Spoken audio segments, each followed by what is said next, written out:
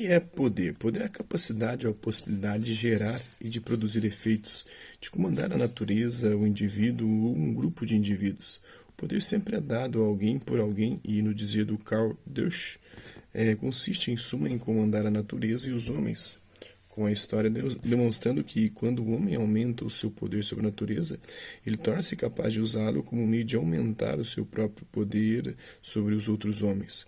Muitas vezes o vocábulo poder é utilizado como equivalente a poder político, significando ter autoridade por meio de prerrogativas legais e políticas.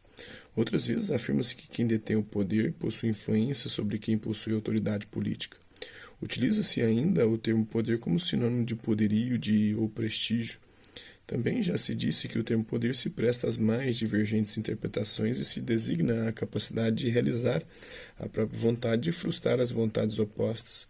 Não logra exprimir por que meios e para que fins deseja e utiliza essa capacidade, sendo, pois, inepto para fornecer a apropriada utilidade básica. Apesar dos problemas que são inerentes à sua definição, pode-se dizer que o poder é a capacidade atual e potencial de impor-se à vontade sobre os outros, inclusive, mas não necessariamente, contra a sua resistência. Ademais, deve ser lembrado que o principal conceito que os estudos jurídicos e os estudos políticos têm em comum talvez seja o conceito de poder. As principais abordagens teóricas, são três abordagens gerais sobre o poder merecem destaque: a substancialista, a subjetivista e a relacional. Para a primeira, que tem em Thomas Hobbes um dos seus representantes, o poder é concebido como coisa, como um dote natural ou adquirido, que se possui e se usa como qualquer outra coisa ou como qualquer outro dote. Para a teoria subjetivista, de que John Locke é partidário, o poder não é apenas a posse de instrumentos úteis para se atingir objetivos, mas a possibilidade ou a capacidade de utilizar deste como bem entender para obter certos efeitos. Por fim, a abordagem relacional, que tem no pensador político contemporâneo Robert A. Dahl, um dos seus expoentes, destaca que se a posse de objetos é caracterizada ou é característica importante a ser considerada, o poder necessita sempre da existência de um indivíduo ou de indivíduos que determinem as ações ou os comportamentos de outros indivíduos, não necessariamente contra a sua vontade. Também não interessa à política o poder do indivíduo sobre si mesmo, mas tão somente sobre outro ou outros indivíduos. Delimitado o conceito à esfera social, o poder é, pois, a capacidade de um indivíduo de agir ou de influenciar a ação ou o comportamento de outro indivíduo. Nesse sentido, o homem é tanto sujeito quanto o objeto do poder, e tal relação entre indivíduos humanos mostra-se fundamental para o estudo do poder social. Então, os tipos de poder. Atendo-se à esfera em que é exercido o poder, ele foi definido na antiguidade como pertencente a três tipos: o poder do pai sobre os filhos, do senhor sobre os escravos, do governante sobre os governados, tendo como consequentes, respectivamente, o poder paterno, o poder senhorial ou despótico e o poder político ou civil. Modernamente, outra tipologia tripartite, utilizando-se do critério do meio, ou seja, a riqueza, o saber e a força, classifica o poder como poder econômico, ideológico e político. O poder econômico é aquele que se vale da propriedade ou da posse de certos bens para induzir as pessoas que não os têm a agir de determinada forma, a qual consiste principalmente na execução de um trabalho útil. É o poder econômico que divide a sociedade em proprietários e não proprietários e que, na visão, por exemplo, do Karl Marx, condiciona as outras esferas da sociedade. O poder ideológico se vale da posse de certas formas de conhecimento ou de saber, de teorias, doutrinas, crenças, utilizando-os para determinar o comportamento alheio. O poder político é aquele que está em condições de recorrer, em última instância, à força ou à coerção física. De modo evidente, o poder é relacionalmente assimétrico, vinculando os sujeitos sociais de modo desigual e, à medida que alguém determina o comportamento de outro, a recíproca não é verdadeira. A assimetria ou desigualdade advém do controle diferenciado dos recursos de poder, especialmente a propriedade ou a posse de bens que tem significado econômico, o conhecimento e a coerção física, em decorrência dos quais é possível que se estabeleçam os comportamentos positivos e negativos do sujeito passivo da relação de poder, a vontade tácita, expressa ou presumida do sujeito ativo. Mesmo o controle dos recursos econômicos e dos recursos de informação, no seu sentido mais amplo, inclusive os conhecimentos científicos e tecnológicos, permitem o exercício da coerção, submetendo o dominado às sanções.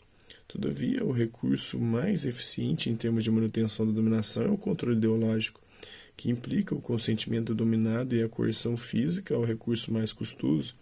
Por fim, é necessário ressaltar que existe alta correlação entre o controle desses recursos, de modo que quem controla o poder econômico tende a controlar o poder ideológico e o político. O econômico é base eficaz para estender o poder sobre o ideológico e o político. O poder enquanto ação e enquanto possibilidade, o poder, ou seja, a capacidade de determinar o comportamento de outros, pode ser pensado como simples possibilidade de atuação, como realização, como possibilidade de ação e como exercício efetivo, tendo-se, respectivamente, o poder potencial e poder em ação ou em ato. Se o primeiro é uma relação em comportamentos, o segundo é uma relação entre atitudes para agir. O poder em ato necessita considerar aquele que tenta modificar o comportamento de um indivíduo ou grupo, aquele em que se concretiza a modificação comportamental imposta pelo primeiro e a esfera ou atividade de poder sobre o qual tal comportamento atua. O poder potencial é aquele que tem a capacidade de modificar o comportamento do outro, sendo, portanto, relação entre as atitudes de quem tem a possibilidade de exercer o poder e as do sujeito passivo. A modificação de conduta imposta pelo sujeito ativo pode ou não ser intencional, mas é importante frisar que o poder que interessa à ciência política é sempre intencional, mesmo quando a modificação desejada não é atingida, quando a tentativa de exercício do poder é frustrada. O caráter conflitante do poder, né? Os modos de exercício do poder são vários e vão da persuasão à manipulação, da ameaça de punição à promessa de uma recompensa, do convencimento à constrição, enfim, da sedução à coação. Embora alguns se filiem ao ponto de vista de que o poder só se exerce através da coação, é possível estabelecer que a persuasão não é somente uma das possibilidades de exercício do poder, mas aquela mais segura, pois faz com que o dominado aceite a dominação como justa ou razoável. Não se tem dúvida sobre o caráter antagônico, expresso ou velado, como definidor de toda a relação de poder, mas é necessário ressaltar a diferença entre o que foi coagido daquele que foi persuadido. Há conflito no primeiro caso, onde o indivíduo coagido agiu não conforme a sua vontade, porém conforme a vontade de quem o coagiu. No segundo caso, entretanto, não houve conflito nessa hipótese, pois o indivíduo persuadido agiu conforme acreditou ser o correto ou melhor a se fazer. De outra parte, o caráter conflitante do poder pode ser aquilatado tanto no antagonismo de vontades quanto no ressentimento derivado da desigualdade de recursos. Uma das importantes questões da análise política diz respeito a se o poder é necessariamente um jogo de soma zero, um jogo no qual os ganhos de todos os jogadores somam zero. Os ganhos de um representam a perda de outro, né? Um jogo de soma variável no qual os jogadores competem uns com os outros, mas em que todos podem ganhar conjuntamente. No primeiro sentido, deve ser lembrado em Maquiavel, quando acentua que em toda sociedade se encontram duas tendências, que nasce do fato de que o povo não deseja ser governado nem oprimido pelos grandes, e esses desejam governar e oprimir o povo. Então, poder, política, direito e Estado. Na vida social é praticamente inexistente relação em que não existe a influência voluntária de um indivíduo um grupo sobre outro indivíduo ou grupo. Nesse sentido, o estudo sobre o poder abrange todas as esferas da vida em sociedade. No entanto, é na política que o poder mostra de forma crucial o seu papel. O Max Weber, estudioso do poder na sociedade e na política, considerou que as relações de mando e obediência devem considerar não apenas a posse de recursos nem o hábito da obediência, mas, em especial, a questão da legitimidade. Diferente do poder de fato, o poder legítimo, segundo ele, se expressa em três tipos puros, a saber, o tradicional, o carismático e o racional legal. O poder tradicional ele baseia-se na crença do caráter sacro do que sempre existiu, tendo como fonte a tradição. O aparelho administrativo tradicional é do tipo patriarcal e sustenta relações pessoais entre quem manda e quem obedece. O poder carismático baseia nas características pessoais de um líder, sobretudo o seu valor exemplar, o seu poder de espírito e de palavra, no seu dom pessoal, entre outros aspectos. O aparelho administrativo baseia-se no carisma e na dedicação pessoal. O poder racional legal fundamenta-se na crença da legitimidade de ordenamentos jurídicos, sendo a lei a que todos devam estar sujeitos papel crucial. O aparelho administrativo é controlado pela burocracia, né, o poder do controle. Na verdade, vive-se em sociedades nas quais o poder tem alta possibilidade de ser exercido com continuidade tanto da ação do sujeito ativo quanto da obediência do sujeito passivo. Pois, não somente poder estabilizado, mas, por ser o mais das vezes acompanhado de um aparato administrativo com funções diversas, claramente definidas e estavelmente coordenadas, constitui-se um verdadeiro poder institucionalizado.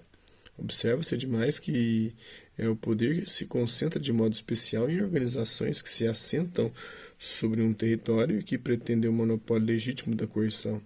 Isto é, os Estados nacionais, muito embora não se possa desconsiderar a relativização do poder de tais organizações, ocasionada sobretudo por conta dos processos mais recentes de globalização, mas não é possível descurar da importância de agências de poder institucionalizado que, em regra, como observava Immanuel Kant, contém-se três poderes. A vontade geral reunida em três pessoas, tríade política, né?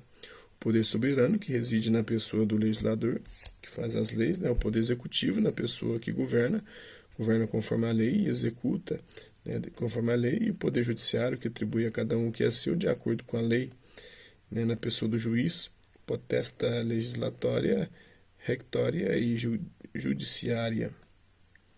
Em suma, os Estados nacionais desempenham um papel fundamental nas relações de poder que se estabelecem quer no plano interno, quer no concreto, no concerto internacional. Convém lembrar ainda, com Max Weber, que quem aspira ao poder considera um meio a serviço de certos fins, ideais ou egoístas, ou seja, por ele mesmo, com o intuito de usufruir do sentimento de prestígio que ele confere. Neste diapasão, não é, por conseguinte, temerário afirmar que a questão do poder, como conquistá-lo, como conservá-lo, como exercê-lo, como defendê-lo e como dele defender-se, é o alfa e o ômega da vida nas sociedades até agora vivenciadas, representando, de um lado, um problema que é privilegiado do ponto de vista analítico e, de outro, um problema a ser solucionado basicamente no plano ético-político. Segundo o Filomeno de Moraes, autor desse verbete do dicionário de filosofia do direito, Vicente Paulo Barreto, que foi o coordenador, né? O dicionário de filosofia do direito destina-se a ser uma obra aí de referência para juristas, filósofos, cientistas sociais, estudantes e todo aquele que se preocupa em analisar criticamente os valores que se encontram nas origens da ordem jurídica, a história e a sistemática do direito. O dicionário de filosofia do direito constituiu-se no primeiro passo para que se possa adquirir uma compreensão sistemática e crítica dos problemas e das questões teóricas e práticas suscitadas pela aplicação da lei. O dicionário de filosofia do direito busca, portanto, contribuir para que a reflexão sobre o direito e a lei privilegie a indagação sobre os seus fundamentos, indagações essas que não encontram resposta no campo estrito da dogmática jurídica. Procura-se responder, antes de tudo, as três questões que encontram suas respostas nas áreas de conhecimento da filosofia do direito. O que é o direito? E não o que se acha de acordo com o direito. Qual a natureza do conhecimento sobre o direito? E não quais são as doutrinas sobre os institutos jurídicos. E, finalmente, em que consiste a justiça? E não como se processa a prestação jurisdicional. Para tanto, a obra, escrita por filósofos, juristas e cientistas sociais, organiza-se em verbetes que tratam da história, do conceito, do estado da arte, da bibliografia básica sobre ideias, categorias, pensadores e a sistemática da filosofia do direito. Esse amplo leque temático estruturou-se em função de 5 eixos, né? A história da filosofia do direito, escolas e metodologias na filosofia do direito, pensadores relevantes para a filosofia do direito, noções e tópicos, objetos da reflexão justo-filosófica e a sistemática da filosofia do direito. Esses são trechos dessa obra. Espero que vocês tenham gostado do vídeo. Quem curtiu, dá um like, não curtiu, dá um dislike. Hasta la vista, babies. E até a próxima.